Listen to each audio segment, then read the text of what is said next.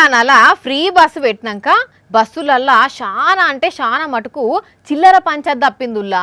లేకుంటే 2 రూపాయల కాడ 3 రూపాయల కాడ 100 రూపాయలు ఇస్తే మళ్ళా 90 రూపాయల కాడ తగ్గ ఫర్ పంచది ఉండేది. కానీ ఇంతల్నే యూపీఐ సేవలు కూడా బస్సులలో పెట్టేసరికి చాలా మటుకు ఏం కీసులాటలు లేవు చూస్తున్నాం కదా.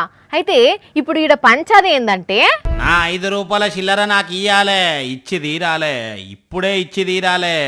అట్లయితేనే ఈడికెళ్ళి లేస్తా, లేకుంటే అస్సలకే లేవా. ఎవరొచ్చి లేపుతారో ఎవరేమంటారో నేను చూస్తా అని ఇంకో ఇట్లా బస్సుకు అడ్డంగా రోడ్డు మీద కూర్చొని ధర్నా చేసిండు.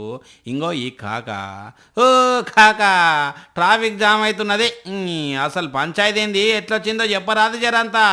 25 రూపాయలు టికెట్, ఆయన 30 రూపాయలు కొట్టిండు, నాకు 5 రూపాయలు కావాలి.